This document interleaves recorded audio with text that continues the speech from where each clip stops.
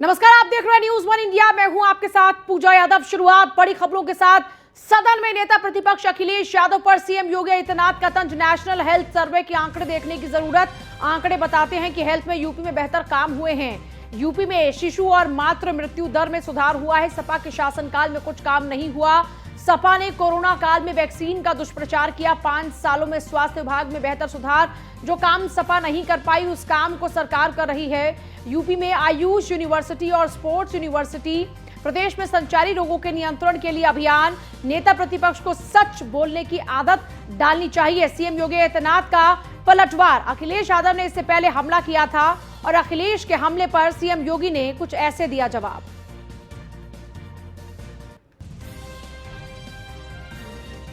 Engine की सरकार का ही प्रभाव है और संयुक्त कार्यवाही का ही परिणाम है। इंसेफ्लाइटिस आज 0 तक पहुंच रही। इंसेफ्लाइटिस से होने वाली मौत 0 पर पहुंची है। अभी मैं गोरखपुर के दौरे पे था। स्वास्थ्य विभाग के साथ एक बैठक मेरी हो रही थी। इंसेफ्लाइटिस के केवल 40 मामले इस वर्ष वहां पर अब तक आए हैं। 40 में से 33 एक्यूट इंसेफ्लाइटिस के और 7 जापानी इंसेफ्लाइटिस के। मौत 0 है। Double engine. मायावती ने बीजेपी पर निशाना साधा। जन विरोधी नीतियों पर प्रदर्शन से रोक गलत है। मायावती ने ट्वीट कर लिखा, जुल्म ज्यादती को लेकर धरने की अनुमति नहीं। ये भाजपा सरकार की तानाशाही प्रवृत्ति है। विरोध को कुचलने की यह धारणा बहुत ही घातक है। जन विरोधी नीतियों पर प्रदर्शन से रोक गलत है। मायावती ने ट्वीट कर ये हमला किया है। देखिए, आज का दिन वाकई राजनीतिक तौर पर अगर देखा जाए तो बहुत ही खास रहा, क्योंकि आज हमले भी खूब हुए, हमलों पर पलटवार भी खूब हुआ और सिर्फ एक पार्टी नहीं बल्कि तमाम पार्टियां आज राजनीतिक तौर पर एक्टिव रहे। अखिलेश यादव ने सदन में मुख्यमंत्री योगी आदित्यनाथ पर हमला किया। इससे पहले कल की तस्वीर भी आपने देखी, जब विरोध मार्च निकालने की तैयारी की और जब विरोध मार्च नहीं हुआ तो अखिलेश बैठ गए वहीं धरने पर। अब मायावती ने ट्वीट का निशाना साधा बीजेपी पर और कहा कि विपक्षी पार्टियों को सरकार की जनविरोधी नीतियों पर उसकी निरंकुशता, जुल्म ज्यादती आदि को लेकर धरना प्रदर्शन करने की अनुमति ना देना भाजपा सरकार की नई तानाशाही प्रवृत्ति हो गई है। साथ ही साथ बात बात पर मुकदमे और लोगों की गिरफ्तारी और विरोध को कुचलने की सरकारी धारणा अति घातक है। तो ये बड़ा हमला है देखिए सरकार के ऊपर, क्योंकि पिछले कुछ दिनों में आपने देखा कि ये जो धरना प्रदर्शन पॉलिटिक्स चल रही है ना, इसको लेकर खूब जुबानी हमले होते रहे। और अभी की अगर बात करते हैं तो जुल्म जाति को लेकर धरने की अनुमति ना होना ये सरकार की नई तानाशाही प्रवृत्ति है। मायावती का यह हमला है।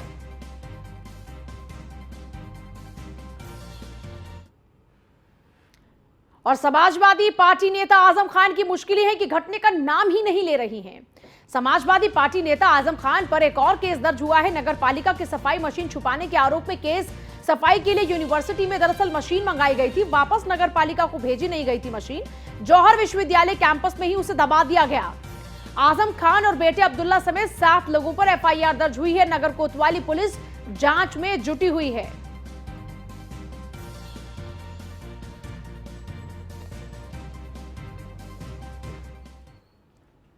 जौहर विश्वविद्यालय की दीवारों से भी किताबें मिली हैं। दोनों आरोपियों को फिर जौहर यूनिवर्सिटी लेकर पहुंची पुलिस। आरोपियों की निशानदेही पर दीवारों को तोड़ा गया। पुलिस ने कहा बरामद किताबें चोरी की गई है। कल खुदाई के वक्त सफाई करने वाली मशीन मिली थी और अब दीवार तोड़कर चोरी की किताबें मिल रही हैं। इससे पहले भी ये किताबें चोरी के आरोप लगे कि जौहर विश्वविद्यालय में जो चोरी की किताबें उनको रखा गया है और अब ये चोरी की किताबें बरामद भी हुई। जरा देखिए, दीवार टूटी तो यहां पर चोरी की किताबें मिली।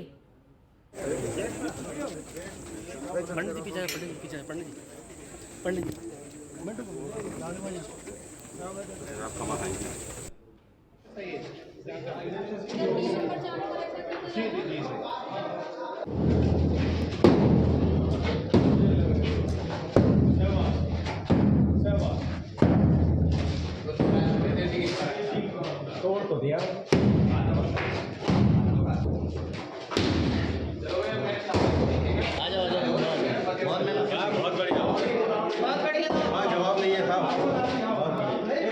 तो ये देखिए तस्वीरें हम आपको लगातार दिखा रहे हैं। ये जौहर विश्वविद्यालय की तस्वीरें हैं। जौहर विश्वविद्यालय में ऐसे कई राज अब भी दफन है। इससे पहले निगम की सफाई मशीन मिली और अब चोरी की किताबें। दरअसल ये लगातार आप देख रहे हैं, 2 आरोपी पकड़े गए जो कि अब्दुल्ला आजम के दोस्त बताए जा रहे थे। उन जुआरी 2 दोस्तों के निशानदेही पर जौहर विश्वविद्यालय में खुदाई के लिए जेसीबी मशीन पहुंची और उसके बाद वहां से पहले वो सफाई की मशीन बरामद हुई और फिर उन्हीं की निशानदेही पर ये चोरी की किताबें भी मिली जो कि दीवार के पीछे जमा की गई थी। 2 अभियुक्त पकड़े गए थे जुए के संबंध में कल। इनमें एक नाम सालिम है और एक अनवार है। ये दोनों जो माननीय विधायक हैं अब्दुल्ला, उनके बहुत नज़दीकी हैं और इन्होंने पूछताछ पर कई तरह की चीज़ें बताई थी। तो आज वाकर अली ने एक मुकदमा पंजीकृत कराया कोतवाली में, जिन्होंने बताया कि पूर्व की सरकार में एक नगर पालिका ने ज़मीन साफ़ करने के लिए, सफाई के लिए एक बहुत बड़ी मशीन खरीदी थी करोड़ों रुपए की, जिसकी कीमत थी, और वो मशीन यूनिवर्सिटी में इस्तेमाल की जा रही थी शहर में ना करके। और जब नई सरकार बनी तो उस मशीन की खोजबीन हुई तो यूनिवर्सिटी प्रशासन ने और यहाँ के कुलपति, उपकुलपति और उनके साथियों ने मिलकर उस मशीन को कटवा कर यहाँ पर दबवा दिया है। मशीन जो झाड़ू लगाती है, ऑटोमेटिक मशीन होती है झाड़ू लगाने वाली, उस मशीन को जौहर विश्वविद्यालय में ये लोग वहीं का काम करते थे। सारा सप्लाई, सारी कंपनी बना करके अपना ईंटा रोड़ी सप्लाई करते थे, पूरा कंपनी खोले थे। एन के कंस्ट्रक्शन कंपनी लिमिटेड या एन के इंटरप्राइजेज करके था। तो उन्होंने बताया कि एक जो मशीन, बहुत पहले हम सुनते आते थे कि एक मशीन वहाँ खोद के गाड़ दी गई है, काट के गाड़ दी गई है, ऐसा करके। तो मैंने कहा भाई सही से तुम बताओ। तो उसने कहा नहीं मैं बता रहा हूँ। उसकी बात पे यकीन किया। फिर हम लोगों ने इनको लेकर के वहाँ पे खुदाई कराई, आपके सामने कराई, पूरी मीडिया के सामने कराई खुदाई दिन में। वो मशीन वहाँ काट के गड़ी हुई है, ये दुनिया के सामने है। ये बहुत गलत है, सरकारी संपत्ति का दुर्विनियोग है और क्रिमिनल मिसयूज है। ये क्षमा करने योग्य नहीं है। इस पर हम पूरी कार्रवाई करेंगे। अभी खुदाई हमारी जारी है, और भी चीज़ें मिलेंगी और अभी हम उनको रिमांड पे ले रहे हैं। माननीय न्यायालय से अनुरोध किया है कि अभियुक्तों को रिमांड पे दिया जाए। कि हमारे पास हाई कोर्ट का आदेश है, हाई कोर्ट यह आदेश है कि बगैर परमिशन के, बगैर यहाँ के वाइस चांसलर की परमिशन के पुलिस कैंपस में एंटर नहीं कर सकती। जी, क्या कहना चाहेंगे? इतनी फोर्स बाहर आई भी है, आदेश बस पढ़ रहे और कुछ नहीं। अच्छा, तो इस कार्यवाही को क्या कहेंगे फिर? ये आदेश तो है आपके पास, उसके बाद भी इस तरह की कार्रवाई हो रही है? चली रही है, सालों पहले से चल रही है कि किसी तरह से ये विश्वविद्यालय बंद हो जाए। आजकल एडमिशन्स चल रहे हैं। अच्छा, तो ये ईडी की टीम भी आई भी है? अब मुझे ये तो पता नहीं है किस सिलसिले में आई हुई है। तो आप आजम खान की पत्नी को सुन रहे थे, वो कह रहे कि मुझे तो पता नहीं कि किस लिए टीम्स आ रखी हैं। वहीं नोएडा अथॉरिटी के भ्रष्टाचार ने इस बार 4 जिंदगियों को छीन लिया। नोएडा अथॉरिटी के भ्रष्टाचार की दीवार गिरी तो 4 लोगों की जान चली गई। नोएडा अथॉरिटी द्वारा बनाई गई दीवार भर कर गिर गई। अथॉरिटी और ठेकेदार की सांठगांठ की पूरी पोल खुल गई। घटिया निर्माण के चलते अचानक से दीवार गिरी। नोएडा अथॉरिटी में विकास कार्यों में कैसी घपलेबाजी चलती है, ये उसका एक उदाहरण है।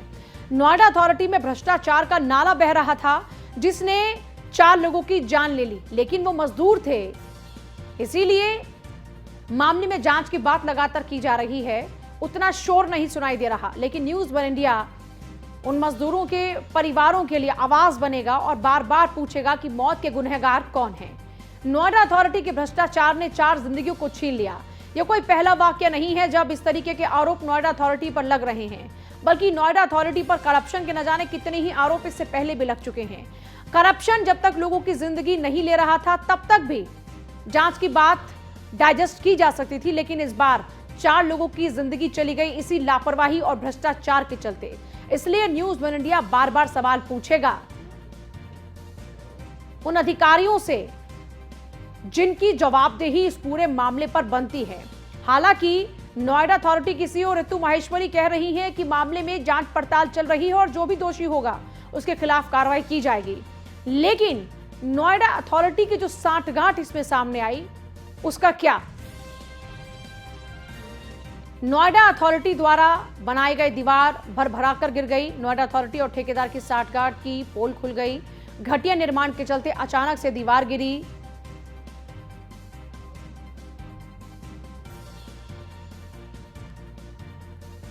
बड़ा सवाल लगातार बरकरार है कि आखिरकार दीवार गिरने का जिम्मेदार कौन है।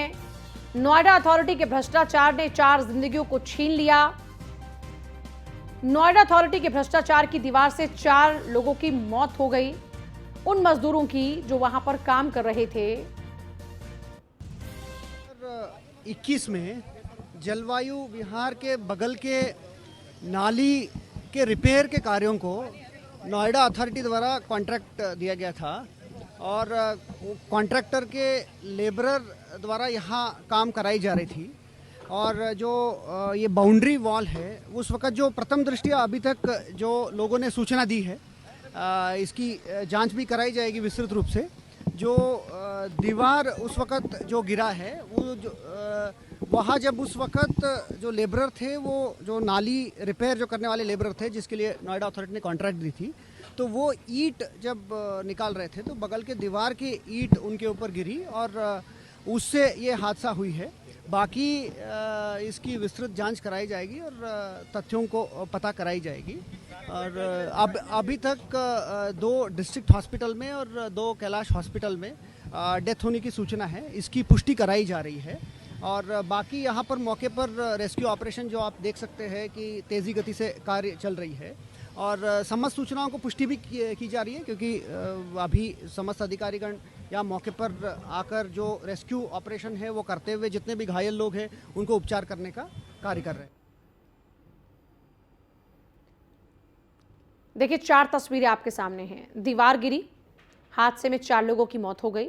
घटनास्थल पर डीएम पहुंचे सुहास एलवाय और मौके पर तमाम पुलिस अधिकारी भी मौजूद रहे। रेस्क्यू की तस्वीरें भी आप देख रहे हैं और उसके अलावा ये जो मलबा है ना, आप इसको देख के अंदाज़ा लगा सकते हैं। एनडीआरएफ की टीम यहाँ पर पहुंची, एनडीआरएफ की टीम ने रेस्क्यू किया, लेकिन जब तक यहाँ पर उन मजदूरों को बाहर निकाला जाता तब तक उनकी जान जा चुकी थी, उनकी सांसें थम चुकी थी इस मलबे में।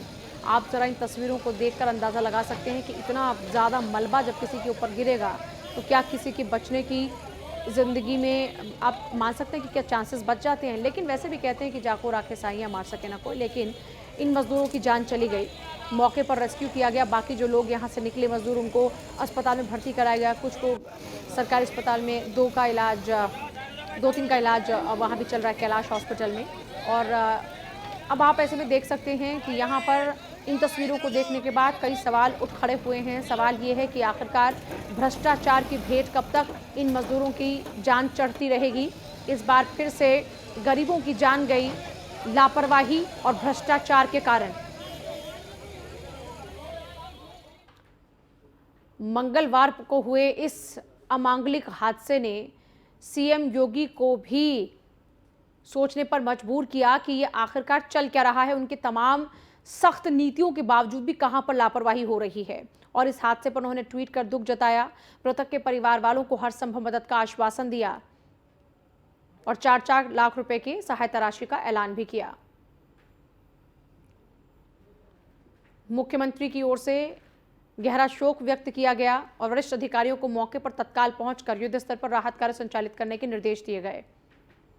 लगभग 10 बजे की ये घटना थी और 11 बजे ये ट्वीट सीएम योगी आदित्यनाथ के नाम से हुआ, जिसमें आश्वासन दिया गया कि पीड़ित परिवार के साथ में प्रशासन खड़ा हुआ है, सरकार खड़ी हुई है।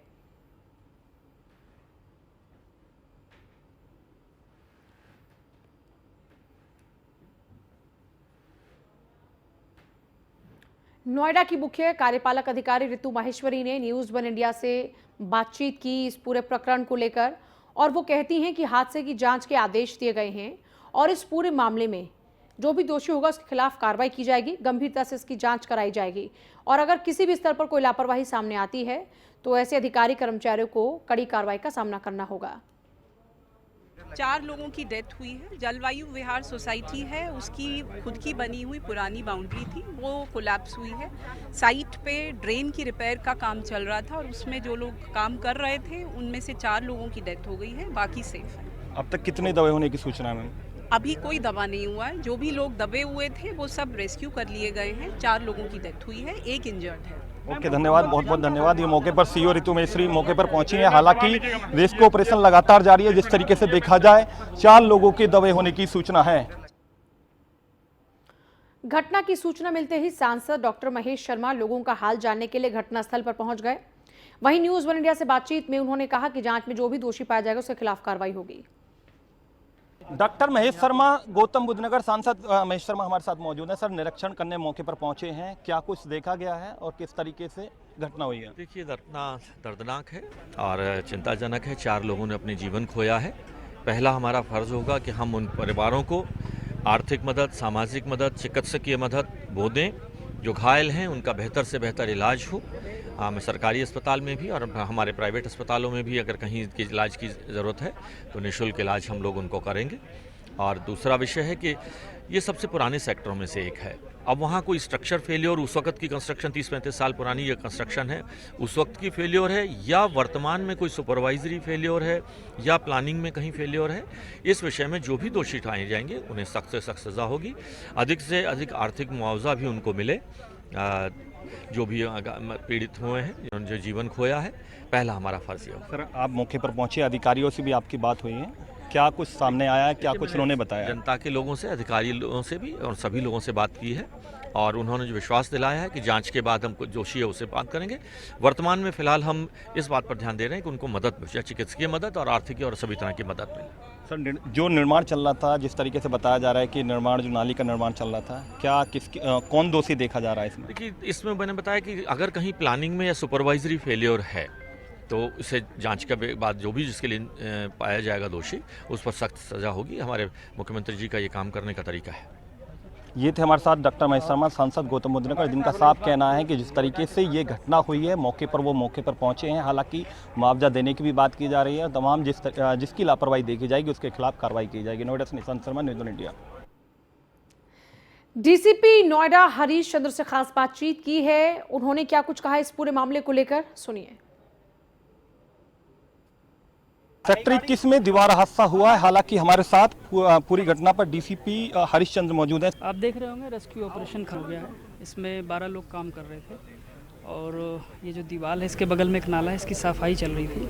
अथॉरिटीज़ के द्वारा जो है वो सफाई करवाई जा रही थी। उसी दौरान ये दीवार गिर गई। दीवार के कोलैप्स होने से इसमें 5 लोगों की जो है वो दबने से घायल हुए। इसमें से 4 जो है वो अनफॉर्चुनेटली जो है वो एक्सपायर कर गए।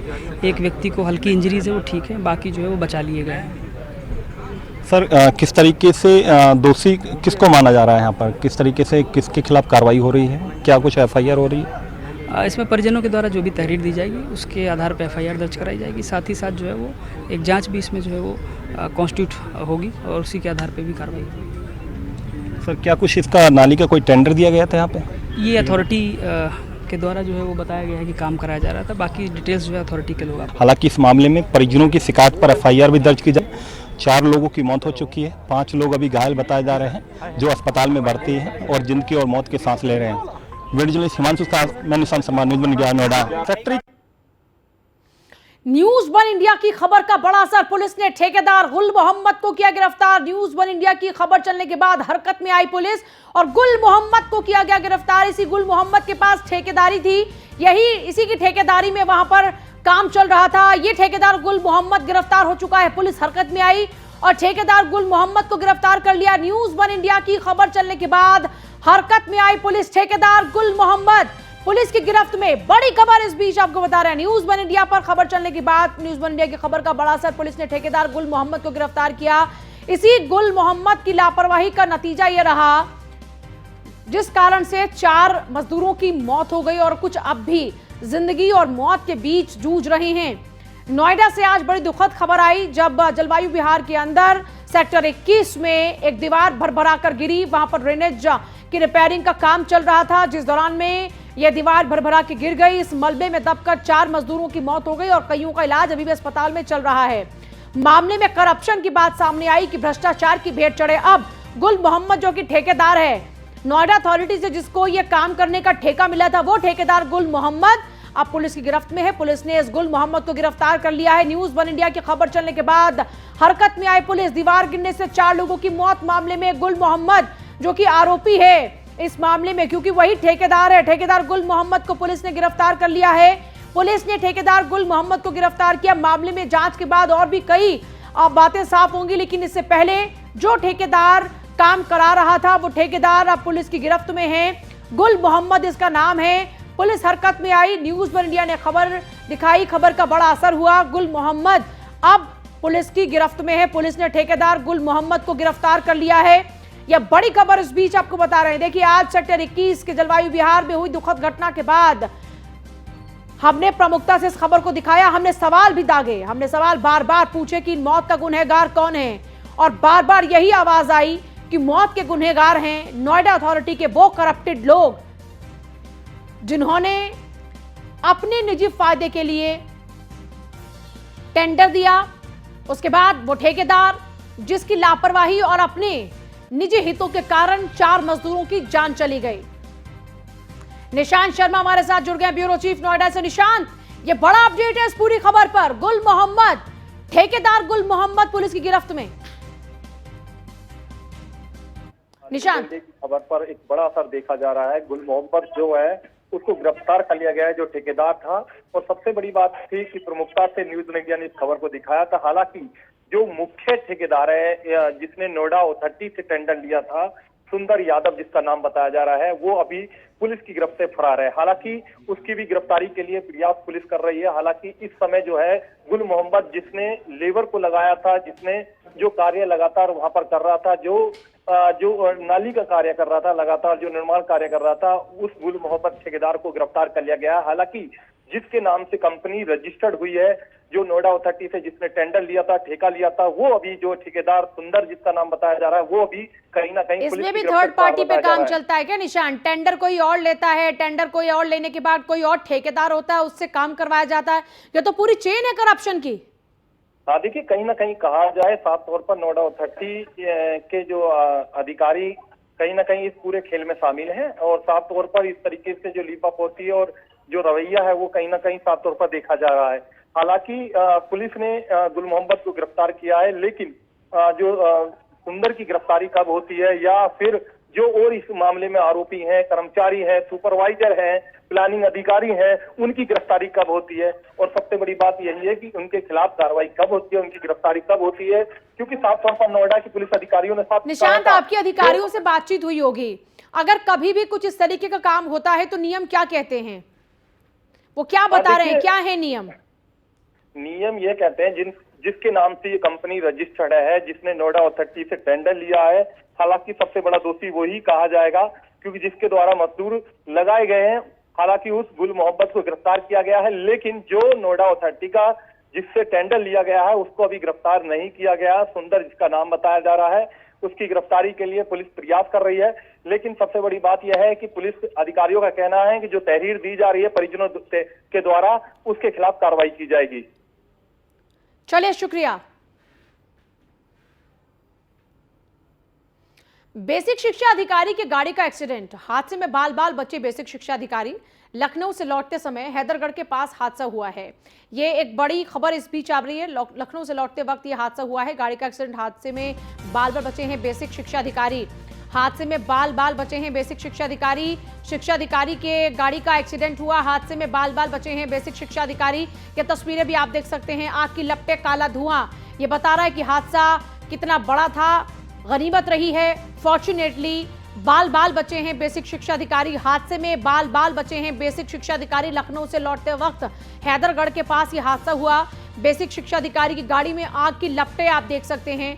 और आप वाकई इन तस्वीरों को देखने के बाद यही कहेंगे कि यह चमत्कार है, जाको राखे साईं मार सके ना कोई।